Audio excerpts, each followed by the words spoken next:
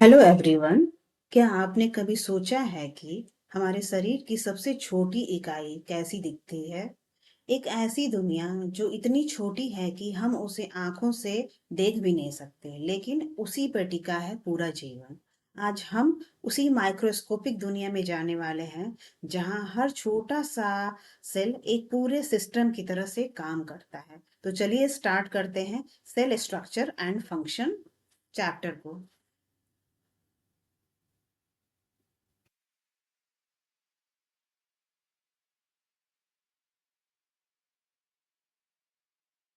तो सबसे पहले हम लोग देखते हैं कि सेल क्या होता है। सेल को हम बोलते हैं बेसिक यूनिट ऑफ लाइफ, जीवन की मूलभूत इकाई मतलब सेल। तो सेल क्या होता है इसको पहले हम लोग समझ लेते हैं। सेल जीवन की सबसे छोटी इकाई होती है, यानी हर जीवित जीव, चाहे वो पौधा हो, जानवर हो या इंसान हो, सब सेल से बने होते हैं। जैसे कि हम इस पिक्चर में देख रहे हैं कि ईंटे से बना हुआ एक स्ट्रक्चर दिखाया गया है। इसका मतलब है कि जैसे घर ईंटों से बनता है, उसी तरह से हमारा जो शरीर है वो सेल या कोशिकाओं से बनता है। इसीलिए हम सेल को कहते हैं बिल्डिंग ब्लॉक ऑफ लाइफ, मतलब जीवन की ईंट जो होती है वो क्या होती है? सेल होती है। It is the basic structural and functional unit of living organisms. जो भी जीवित जीव है, चाहे पौधा हो, जानवर हो या ह्यूमन है, उनका जो बेसिक स्ट्रक्चर और फंक्शनल जो यूनिट होती है, बेसिक यूनिट इकाई होती है जीवन की, जिससे शरीर बनता है, पौधों का निर्माण होता है, वो होती है सेल। अब हम लोग थोड़ा सा देख लेते हैं टाइम लाइन ऑफ डिस्कवरी। इसकी खोज किसने की, कैसे इसका शुरुआत हुआ, कैसे इसके बारे में हमें पता चला। तो सबसे पहले रॉबर्ट हुक ने कॉर्क की पतली परत देखकर कोशिका की खोज की थी। उन्होंने माइक्रोस्कोप से देखा था तो पौधे की जो ये कॉर्क होती है, ऊपर की लेयर होती है, तो उन्हें दिखा था। और जबकि ये डेड सेल था, तो आप लोगों को पता होना चाहिए उन्होंने जो देखा था वो डेड सेल था। उसकी खोज इन्होंने किसने किसने की थी? सेल की खोज रॉबर्ट हुक ने। फिर बाद में स्लाइडेन और स्वान ने कोशिका सिद्धांत दिया था। और ये कोशिका सिद्धांत में थ्योरी रूल क्या कहता है कि all living organisms are made of cell. सभी जीवित जीव जो भी हैं वो बनते हैं, उनका जो बेसिक यूनिट क्या होता है वो सेल होता है। मतलब जो भी बॉडी बनता है, प्लांट बनता है, सब कुछ का जो बेसिक यूनिट जो है वो सेल होता है। तो ये जो कोशिका सिद्धांत है, स्लाइडेन और स्वान ने दिया था, और इसकी खोज किसने की थी? रॉबर्ट हुक ने 1665 में। तो ये बहुत इंपॉर्टेंट क्वेश्चन है, ये अक्सर पूछा जाता है, तो आप लोगों को पता होनी चाहिए। अब हम लोग देख लेते हैं कि द स्केल ऑफ लाइफ, जीवन का पैमाना। तो स्केल ऑफ लाइफ का मतलब आप देखिए यहाँ पे समझना है। स्केल ऑफ लाइफ को हम थ्री थ्री पार्ट्स में डिवाइड करते हैं। तो पहला पार्ट है नंबर के बेसिस पे, शेप के बेसिस पे, और साइज। साइज कैसा होता है सेल का, उसके बेसिस पे हम लोग इसको देखते हैं। ठीक है, डिवाइड करते हैं स्केल ऑफ लाइफ को। तो देखिए स्केल ऑफ लाइफ में नंबर के बेसिस पे हम बात करते हैं सेल्स की। तो सेल्स दो तरह के होते हैं, यूनिसेल्युलर।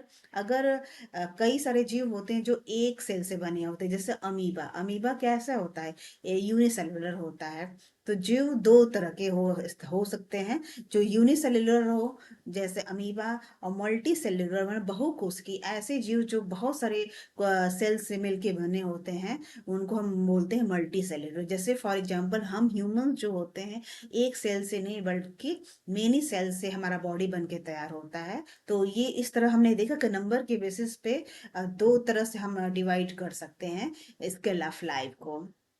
फिर उसके बाद हम लोग सेप की बात करते हैं। तो सेप में देखिए यहाँ पे दिया हुआ है कि अमीबा का जो सेप होता है वो इरेगुलर होता है। तो सेप की बेसिस पे हम सेल्स को थ्री पार्ट्स में डिवाइड करते हैं: irregular shape, long and branch shape, और डिस्क के आकार का। तो ये भी एक चीज है, उसको आप लोगों को पता रहनी चाहिए। तो सबसे पहले हम लोग इसको देख लेते हैं कि इरेगुलर सेप जब होता है, किसमें होता है? अमीबा में होता है। और नर्वस सेल है जो होता है, ये क्या होते हैं? जो लॉन्ग और ब्रांच जो सेल होती हैं, जैसे फॉर एग्जांपल हमारी बॉडी में लॉन्ग और ब्रांच जो सेल होती है वो नर्वस सेल होती है। और नर्वस सेल होती है जो इंफॉर्मेशन को एक स्थान से दूसरे स्थान पे भेजती खींचती है और ये लंबी होती है। और जो आरबीसी हमारे बॉडी में जो आरबीसी होती है, रेड ब्लड काउंट जो होती हैं, वो किस शेप की होती है? डिस्क शेप की होती हैं, गोल आकार में होती हैं। तो इस तरह हमने देखा कि शेप के बेसिस पे जो होता है, आपका स्केल ऑफ लाइफ को हम थ्री पार्ट्स में डिवाइड करते हैं। तो इस तरह से हम देखते हैं कि देखिए, जो बहुत छोटे जो होते हैं इरेगुलर शेप में, हमने अमीबा की बात की। नर्वस सेल जो होता है वो लॉन्ग और ब्रांच्ड होता है, और आरबीसी क्या होती है? डिस्क के आकार की होती है। अब साइज के बेसिस पे हम देखते हैं सेल का स्केल ऑफ लाइफ में हम देखते हैं, तो सबसे छोटी जो सेल होती है वो हमें बैक्टीरिया में हम देख सकते हैं। फॉर एग्जांपल बैक्टीरिया में होता है, बहुत सबसे छोटी होती है। और लार्जेस्ट सबसे बड़ी जो सेल देखने को मिलती है वो कहाँ होती है? ऑस्ट्रिच एग, ऑस्ट्रिच शुतुरमुर्ग का जो अंडा होता है उसमें सबसे बड़ा सेल हमें देखने को मिलता है।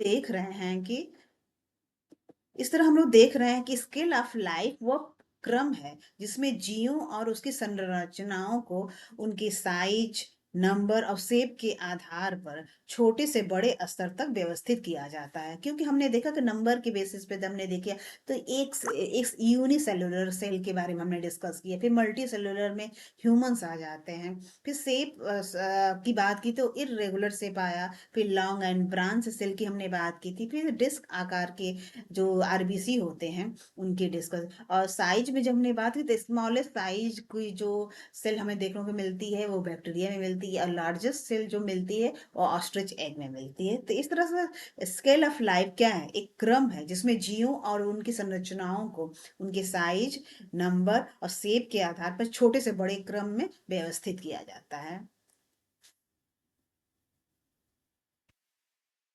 अब हम लोग देखते हैं types of cell, two words, कोशिका के प्रकार।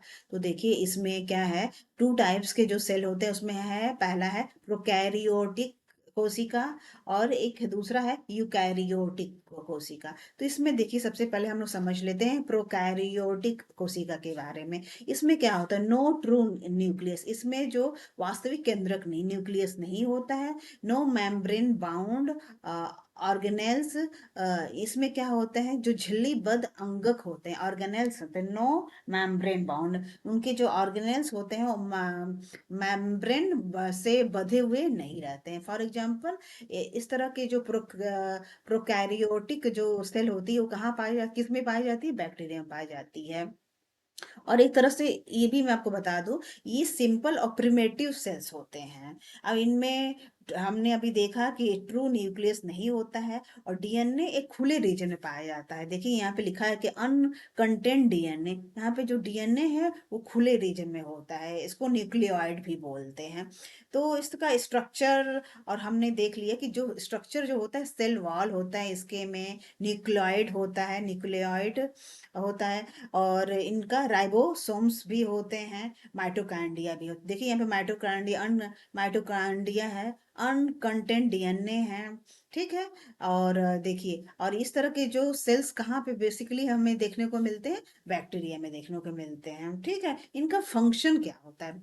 ये इनका फंक्शन बेसिक होता है कि बेसिक लाइफ जो प्रोसेस करना, जैसे बेसिक लाइफ में प्रोसेस क्या क्या होता है? न्यूट्रिशन होता है, रेस्पिरेशन होता है, रिप्रोडक्शन होता है। इसमें ये जो प्रोकैरियोटिक जो सेल होते हैं, इनका जो यही इनका बेसिक लाइफ प्रोसेस करना इनका काम होता है। इन्वायरमेंट में जो डिकम्पोजिशन है और न्यूट्रिएंट साइक्लिंग में भी ये मदद करते, हेल्प करते हैं। कुछ बैक्टीरिया हमारे डाइजेशन में भी मदद करते हैं। तो जैसे हम जानते हैं कि हमारे बॉडी में, हमारे गट हेल्थ में बहुत सारी बैक्टीरिया होती हैं, गुड बैक्टीरिया होते हैं। तो इस तरह से क्या, इनका डाइजेशन में भी बड़ा इंपॉर्टेंट रोल होता है। तो इनका फंक्शन हमने समझ लिया, ठीक है। तो बेसिक क्या चीजें एक बार हम रिपीट कर लेते हैं। ये सिंपल और प्रिमिटिव सेल्स होते हैं, इनमें ट्रू न्यूक्लियस नहीं होता है, और डीएनए खुले रीजन में होता है, ठीक है। इसके अंदर क्या क्या चीजें होती है स्ट्रक्चर में? सेल वॉल होता है, सेल मेम्ब्रेन होता है, साइटोप्लाज्म होता है, न्यूक्लियोइड होता है, और राइबोसोम्स होता है। इस सब के बारे में थोड़ा सा हम लोग आगे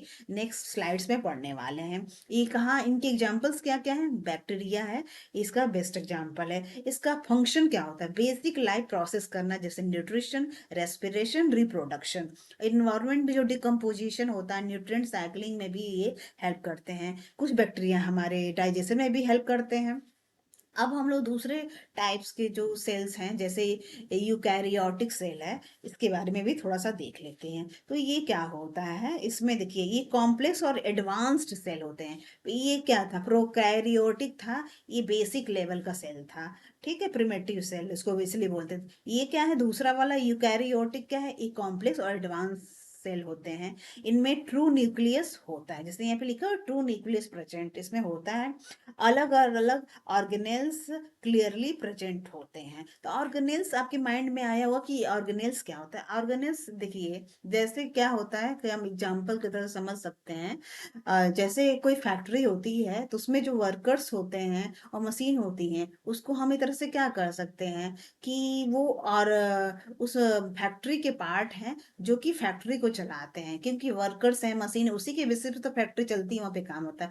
उसी तरह से सेल के अंदर भी क्या होते हैं, ऑर्गेनेल्स होते हैं, जो वहाँ का सारा जो काम है उसको संभालते हैं। एक तरीके से वर्कर और मशीन का ये जो रोल फैक्ट्री में होता है, वही ऑर्गेनेल्स का होता है सेल के अंदर। ठीक है। और इसके अंदर देखिए स्ट्रक्चर इसका कैसा होता है। इसके अंदर न्यूक्लियस प्रेजेंट है, कॉम्प्लेक्स मेम्ब्रेन बाउंड ऑर्गेनेल्स इसमें होते हैं। यहाँ पे क्या था, मेम्ब्रेन बाउंड ऑर्गेनेल्स नहीं था, यहाँ पे है कॉम्प्लेक्स मेम्ब्रेन बाउंड ऑर्गेनेल्स, यहाँ पे है। ठीक है, ट्रू न्यूक्लियस भी प्रेजेंट है। ठीक है, माइटोकॉन्ड्रिया भी है, गोल्जी एपैरेटस भी है। और यहाँ पे देखिए क्लोरोप्लास्ट और वैक्यूल भी इसमें प्रेजेंट है। ये सारी चीजें हम लोग आगे आने वाले इसमें अच्छे से स्लाइड्स में समझने वाले हैं। ठीक है, अब इसके एग्जांपल्स ऐसे सेल कहाँ कहाँ मिलते हैं। तो एनिमल्स में पाए जाते हैं, प्लांट्स में पाए जाते हैं, और फलगी फंगी में भी पाए जाते हैं। इनके फंक्शंस क्या होते हैं, ये स्पेशलाइज्ड फंक्शन करते हैं। और जैसे एनर्जी प्रोडक्शन करते हैं, तो एनर्जी प्रोडक्शन जैसे माइटोकॉन्ड्रिया होता है, सेल के अंदर होता है माइटोकॉन्ड्रिया, तो क्या है, पावर हाउस होता है, एनर्जी प्रोड्यूस करता है। ये फोटोसिंथेसिस, प्रोटीन सिंथेसिस में भी इनका रोल होता है। और ग्रोथ और डेवलपमेंट जो होता है, ये इनका मतलब स्पेशलाइज्ड फंक्शन होता है।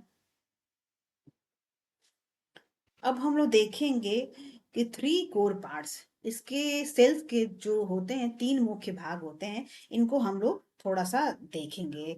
अब देखिए सेल का जो पहला इंपॉर्टेंट पार्ट क्या होता है, न्यूक्लियस होता है। तो न्यूक्लियस क्या होता है, सेल का कंट्रोल सेंटर, कंट्रोल रूम अगर किसी सेल का होता है तो उसको हम बोलते हैं न्यूक्लियस होता है। ठीक है, इसमें क्या होता है, डीएनए, जेनेटिक मटेरियल होते हैं। इनका फंक्शन क्या होता है, सेल की सारी एक्टिविटीज को ये क्या करता है, न्यूक्लियस कंट्रोल करता है। हेरिडिटी की इंफॉर्मेशन स्टोर करता है, साथ ही सेल डिवीजन को भी ये रेगुलेट करता है। एक तरीके से हम सिंपल लाइन में समझ सकते हैं कि nucleus equal to brain of the cell. तो जो सेल होता है उसका ब्रेन होता है, वो सारी एक्टिविटीज को कंट्रोल करता है, चाहे वो हेरिडिटी इंफॉर्मेशन स्टोर करना हो, चाहे सेल डिवीजन को रेगुलेट करना हो।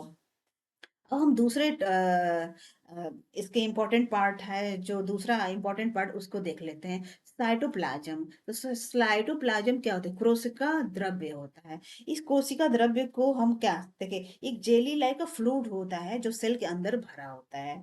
इसमें सभी ऑर्गेनेल्स तैरते रहते हैं। हमने ऑर्गेनेल्स की बात की थी ना, तो ये क्या होते हैं, वर्कर्स या मशीन जो फैक्ट्री में होते हैं, उसी तरह से इनके कोशिका के अंदर भी होते हैं, वर्कर्स होते हैं। वो क्या है, जो कोशिका द्रव्य है, जो फ्लूइड है, उसमें ये तैरते रहते हैं। इनका फंक्शन क्या होता है, सभी जो मेटाबॉलिक एक्टिविटीज है वो क्या होता है, यही होता है, साइटोप्लाज्म जो होता है यहीं पे होता है। ऑर्गेनेल्स को सपोर्ट और मीडियम देता है। और दूसरा, तीसरा इंपॉर्टेंट, सेल के अंदर जो सब्सटेंसेज का जो ट्रांसपोर्ट होता है, वो भी कोशिका द्रव्य के अंदर ही होता है। तो एक तरीके से हम समझ सकते हैं कि साइटोप्लाज्म क्या है, सेल का वर्किंग एरिया है। ठीक है, न्यूक्लियस क्या था, ब्रेन है, जो सारी एक्टिविटीज को कंट्रोल कर रहा है। साइटोप्लाज्म क्या है, एक तरह से वर्किंग एरिया है सेल का, जहाँ पे सारे एक्टिविटीज होते हैं, चाहे ऑर्गेनेल्स को सपोर्ट और मीडियम देना हो, सब्सटेंसेज का ट्रांसपोर्ट करना हो या चाहे मेटाबॉलिक जो एक्टिविटीज हैं उनको कंप्लीट करना हो, ये सब कुछ साइटोप्लाज्म के अंदर होता है। अब हम लोग देख लेते हैं सेल मेम्ब्रेन। तो सेल मेम्ब्रेन क्या होता है? सेल मेम्ब्रेन मतलब कोशिका झिल्ली, प्लाज्मा मेम्ब्रेन भी इसको बोलते हैं। ये क्या होते हैं? सेल की आउटर जो बाउंड्री होती है, सेल की जो ये आउटर बाउंड्री है, ये क्या होती है? इसको हम बोलते हैं सेल मेम्ब्रेन। ठीक है, यहाँ पे देखिए साइटोप्लाज्म क्या था, ये वाला हिस्सा साइटोप्लाज्म, ये क्या है, बीच का हिस्सा क्या है, न्यूक्लियस है। ठीक है, साइटोप्लाज्म ये वाला एरिया है। ठीक है, और बाहर का जो आउटर लेयर है ये क्या है, सेल मेम्ब्रेन है। ठीक है, तो सेल की आउटर बाउंड्री जो होती है उसको हम क्या बोलते हैं, सेल मेम्ब्रेन बोलते हैं। ये पतली और फ्लेक्सिबल मेम्ब्रेन होती है। इसका फंक्शन क्या होता है? इसका फंक्शन होता है सेल को प्रोटेक्शन देना, सेलेक्टिव, अ, मतलब सेलेक्टिव, ये क्या करता है, कोई क्या अंदर जाएगा क्या बाहर जाएगा, ये सब कुछ कंट्रोल क्या करता है, ये सेलेक्टिव परमिशन देता है कि मतलब क्या अंदर जाएगा क्या अंदर बाहर आएगा, ये सारी चीजों को कौन कंट्रोल करता है? सेल मेम्ब्रेन करता है। और सेल का जो शेप भी बनाए रखने में ये हेल्प करता है, कौन? Cell membrane. तो एक तरीके से हम सेल मेम्ब्रेन को क्या समझ सकते हैं, gatekeeper of the cell. तो इस तरह हमने देखा जो न्यूक्लियस होता है वो क्या है, control brain of the cell है, सारी एक्टिविटीज को क्या होता है, वो सारी इंफॉर्मेशन अपने अंदर रखता है और क्या करता है, सिस्टम को पूरा कंट्रोल करता है। साइटोप्लाज्म वर्क एरिया है, वर्क सेंटर है, जहाँ पे सारे एक्टिविटीज फंक्शन होता है। और सेल मेम्ब्रेन क्या है, एक तरह से gatekeeper of the cell है, क्या अंदर जाएगा क्या बाहर आएगा, सेल का साइप शेप बनाए रखना और सेल को प्रोटेक्शन देना, ये इसका काम होता है। मतलब प्रोटेक्शन प्लस जो ये क्या होता है, गेट कीपर का काम जो करता है वो सेल मेम्ब्रेन होता है, करता है। तो आई होप यहाँ तक की चीजें आपको अच्छे से क्लियर हो गई होंगी। अब हम लोग देख लेते हैं इनसाइड द न्यूक्लियस, केंद्र के अंदर क्या होता है। तो देखिए हमने अभी डिस्कस किया था कि जो न्यूक्लियस होता है ब्रेन ऑफ द सेल होता है, क्योंकि वो सारी जो एक्टिविटीज होनी है उसको कंट्रोल कौन करता है, एक तरह से वो हम कह सकते हैं कि जैसे ब्रेन हमारे सारे फंक्शंस को मैनेज करता है। और अगर घर की बात करें तो घर में जो एक मालिक होता है सारी चीजों को कंट्रोल करता है, उस तरह से क्या न्यूक्लियस होता है। तो ब्रेन ऑफ द सेल होता है कोशिका का मस्तिष्क। ठीक है, कोशिका का जो मस्तिष्क होता है उसको हम क्या बोलते हैं, न्यूक्लियस बोलते हैं। इसका फंक्शन क्या है, कंट्रोल ऑल एक्टिविटीज, सेल के अंदर जो भी एक्टिविटीज होनी है उसको कंट्रोल करता है। ठीक है, और इसके अंदर क्रोमोसोम्स होते हैं, जेनेटिक्स मटेरियल्स होते हैं जो हेरिडिटी है, और उन सारी चीज उसके बारे में इंफॉर्मेशन स्टोर करता है, ये सब कुछ अपने अंदर संभाल के रखता है। ठीक है, एक्सेप्शंस की यहाँ पे हम लोग बात कर रहे हैं। तो देखिए एक्सेप्शंस में है क्या है, मैमेलियन आरबीसी जी, red blood cells do not have a nucleus. तो ऐसा क्यों होता है? देखिए ये एक्सेप्शन है, एक तरह से ट्रैप में कभी पूछा भी जा सकता है कि जो आरबीसी जो है do not have a nucleus, RBC में न्यूक्लियस नहीं होता है। लेकिन कई बार आपको ऐसे घुमा के भी पूछा जा सकता है कि आरबीसी में न्यूक्लियस है कि नहीं है, यस और नो में आपको आंसर देना है। तो आप कई बार अगर अगर आइडिया नहीं रहेगा तो फिर यहाँ पे क्वेश्चन गलत हो जाएगा। तो देखिए ये आपको पता होना चाहिए, जो आरबीसी है उसमें न्यूक्लियस नहीं होता है। उसके देखिए इस चीज को समझना, ये कई बार ऐसे ऐसे क्वेश्चन पूछे जाते हैं ना जो आपको कंफ्यूज कर सकते हैं, तो इसलिए आपको पता रहना चाहिए उसके पीछे रीजंस क्या है, ये भी हम लोग अभी आगे डिस्कस कर लेंगे।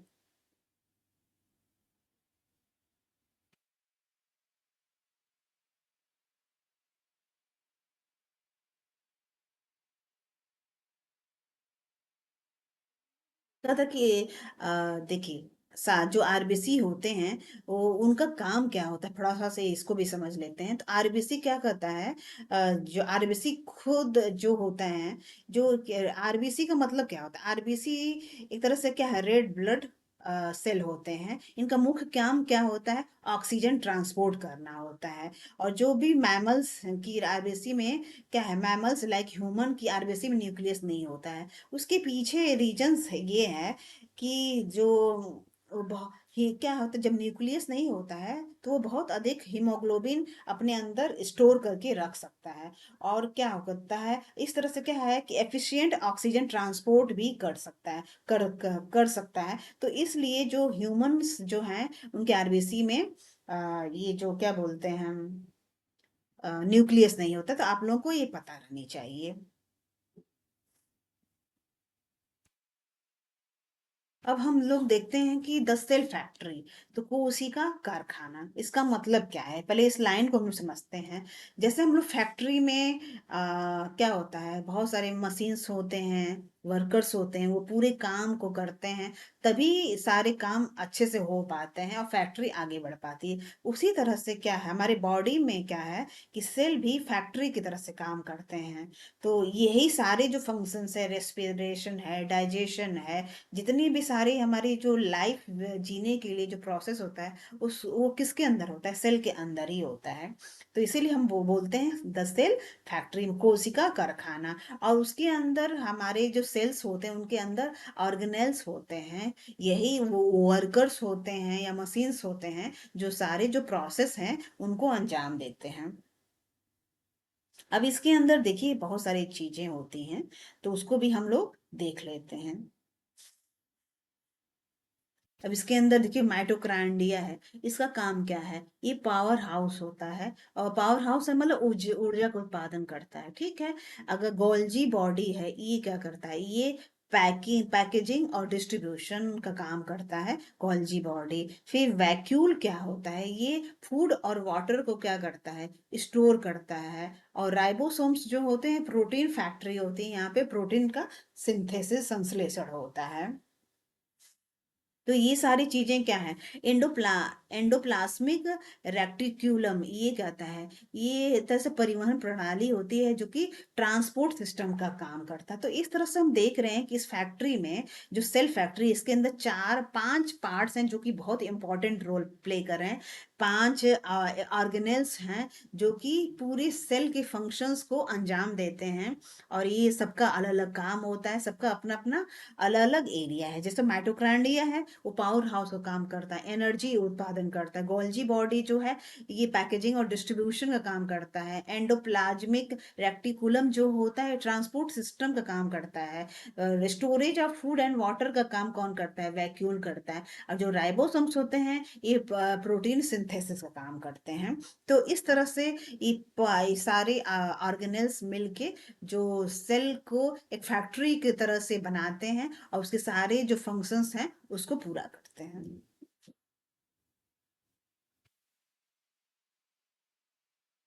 इस तरह से कह सकते हैं, जो ऑर्गेनेल्स मिलकर सेल को चलाते हैं, जैसे वर्कर्स मिलके फैक्ट्री को चलाते हैं। तो जैसे यहाँ पे सेल फैक्ट्री की हमने बात की थी, तो एक तरह से हम अंडरस्टैंड कर सकते हैं इस चीज को कि ऑर्गेनेल्स मिलकर सेल को चलाते हैं, जैसे वर्कर्स मिलके फैक्ट्री को चलाते हैं।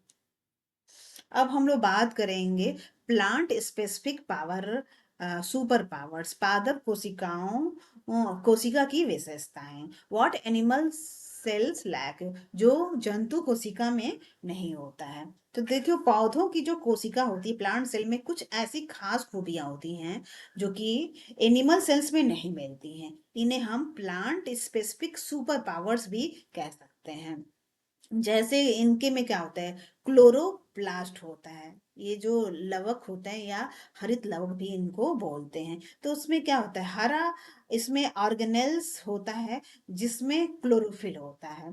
और अब हम जानते हैं कि जो क्लोरोफिल होता है वो फोटोसिंथेसिस प्रोसेस के लिए बहुत इंपॉर्टेंट होता है, क्योंकि क्लोरोफिल अगर नहीं है तो फिर फोटोसिंथेसिस प्रोसेस नहीं होगा। मतलब पौधे, और हम लोग ये भी जानते हैं कि पौधे ऑटोट्रॉफ्स होते हैं, मतलब ये अपना खाना खुद बना सकते हैं। अगर क्लोरोफिल है तो सनलाइट ऑब्जर्व होगी, और पौधे जो अपना खाना खुद बनाते हैं। तो इस तरह से ये जो क्लोरोफिल होता है, क्लोरोप्लास्ट होता है, ये एक तरह से क्या है? ये फूड फैक्ट्री का एक पार्ट है, क्लोरोप्लास्ट। एक तरह से फूड फैक्ट्री ही है, एक तरह से हम कह सकते हैं। अब सेल वॉल क्या है? तो सेल वॉल कोशिका की ये जो भित्ति है अंदर वाली, पहला तो ये बाहर का है, फिर जो पहला जो दूसरा अंदर का जो पार्ट है, कोशिका भित्ति provides extra protection and fix cell. ये क्या करता है? सेल को एक्स्ट्रा प्रोटेक्ट करता है और उसका सेप को फिक्स बनाए रखता है। तो ये देखिए, हमने देखा कि कितना ये चीजें एनिमल सेल्स में नहीं पाई जाती है। और लार्ज वैक्यूल यहाँ पे दिख रहा है, लार्ज वैक्यूल का रोल है major storage of food and water. ये क्या करता है? फूड एंड वाटर को स्टोर करता है, and pushes nucleus to side, और क्या होता है कि न्यूक्लियस को साइड में पुश करता है। तो इस तरह हम लोग चीज़ों को देख रहे हैं कि ये जो 3 पार्ट्स हैं, सेल वॉल, क्लोरोप्लास्ट और लार्ज वैक्यूल, जो कि प्लांट को सुपर पावर दे रहे हैं, और जबकि ये एनिमल सेल्स में नहीं पाए जाते हैं। अब हम लोग थोड़ा-सा इनका एक डायग्नोस्टिक मैट्रिक्स भी समझ लेते हैं कि सेल वॉल किसमें पाया जाता है। प्लांट सेल में पाया जाता है, एनिमल सेल्स में नहीं पाया जाता। क्लोरोप्लास्ट प्लांट सेल में पाया जाता है, एनिमल सेल्स में एब्सेंट। वैक्यूल क्या होती है? प्लांट सेल में लार्ज होती है। वैक्यूल हमने अभी देखा कि फूड एंड वाटर को स्टोरेज करता है। एनिमल्स में पाए जाते हैं बट छोटे होते हैं। शेप इनका क्या होता है? फिक्स्ड होता है, रिजिड होता है। और इसमें क्या होता है? एनिमल सेल में क्या इर्रेगुलर होता है। अब हम लोग 1 मिनट क्विक रिवीजन भी देख लेते हैं। न्यूक्लियस हमने अभी पढ़ा, तो क्या है? एक कंट्रोल सिस्टम है, ब्रेन है एक तरह से। माइटोकॉन्ड्रिया क्या है? एनर्जी पावर हाउस है। राइबोसोम्स क्या है? प्रोटीन सिंथेसिस करता है। क्लोरोप्लास्ट क्या है? यहाँ पे फोटोसिंथेसिस प्रोसेस में हेल्प करता है। सेल मेम्ब्रेन क्या होता है? गेट कीपर का काम करता है। साइटोप्लाज्म क्या होता है? यहाँ पे जो भी मेटाबॉलिक रिएक्शंस होते हैं, कहाँ पे होते हैं? साइटोप्लाज्म में होते हैं। अब हम लोग देख लेते हैं सीटेड पेडागोजी कॉर्नर। इस चैप्टर को कैसे टीचर को पढ़ाना चाहिए, एक तरह से ये बताता है सीटेड पेडागोजी कॉर्नर। मैंने हर चैप्टर में ये जरूर थोड़ा सा डाला हुआ है, ताकि आप लोगों को पेडागोजी का एक बेस बनता रहे। और हर सब्जेक्ट हम जानते हैं 10 से 12 नंबर के पेडागोजी के क्वेश्चंस जरूर आते हैं। तो आपका एक बेसिक बुनियाद बनता रहेगा हर चैप्टर वाइज, हर सब्जेक्ट वाइज। तो आपको क्या है कि उसके क्वेश्चंस हैंडल करने में और आंसर देने में फिर दिक्कत नहीं आएगी। तो हम लोग क्वेश्चन को देखते हैं। How to teach cell structure effectively. छात्रों को कोशिका संरचना आप कैसे पढ़ाएं ताकि बच्चों को कोशिका से रिलेटेड पूरा चैप्टर क्लियर हो जाए। तो बेस्ट पेडागोजिकल मेथड क्या है? Use 3D models. 3D model का हम उपयोग कर सकते हैं। दूसरा, रियल माइक्रोस्कोप डिमॉन्स्ट्रेशन। हम वास्तविक सेल को अगर दिखाना है तो हमें पता है कि आंखों से नहीं दिखते हैं, तो इसके लिए माइक्रोस्कोप डिमॉन्स्ट्रेशन भी कर सकते हैं, जैसे बच्चे आराम से अपना चीजों को प्रैक्टिकल तरीके से देख पाएंगे, कर पाएंगे। तीसरा, डायग्राम ड्राइंग एंड लेबलिंग।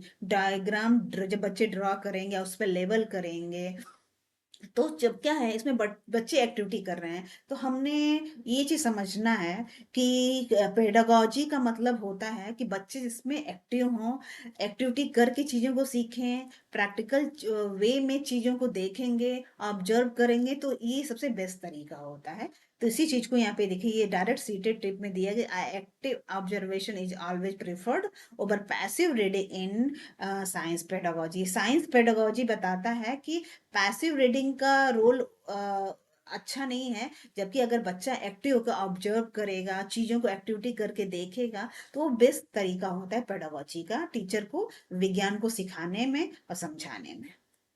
अब हम लोग इसकी प्रीवियस ईयर क्वेश्चन सॉल्व करेंगे कि हु डिस्कवर्ड द सेल। कोशिका की खोज किसने की? रॉबर्ट हुक ने की थी 1665 में। Who propose the cell factory, cell theory, किसने कोशिका सिद्धांत दिया था? तो स्लाइडेन और स्वान ने दिया था। Which of these is unicellular organisms. हमने अभी इसे देखिए साइज के बेस पे हमने बात की थी, तो देखिए ये यूनिसेलुलर ऑर्गेनिज्म में कौन आता है? अमीबा। और मल्टी सेलुलर ऑर्गेनिजम्स में ह्यूमंस आते हैं। Next question, what is the powerhouse of the cell. Cell का पावर हाउस किसे कहते हैं? माइटोकॉन्ड्रिया को कहते हैं। Which structure is present only in the plant cell. Cell wall and chloroplast जो होते हैं वो सिर्फ कोशिका, सिर्फ प्लांट्स में ही पाए जाते हैं, एनिमल्स में, एनिमल सेल में नहीं पाए जाते। Ribosomes are primarily related to. Ribosome मुख्य रूप से किससे संबंधित है? प्रोटीन सिंथेसिस के लिए। तो देखिए सीटेड सेल कॉन्सेप्ट आपका क्या है, यहाँ पे हम लोग कंप्लीट करते हैं। आई होप आप लोगों को वीडियो अच्छी लगी होंगी। अगर वीडियो अच्छी लग रही है तो likes and subscribe and share जरूर करें। साथ ही मुझे आंसर्स बताएं कि सेल की खोज किसने की थी और किस ईयर में की। तो अपने आंसर कमेंट बॉक्स में जरूर डालें। Thank you so much.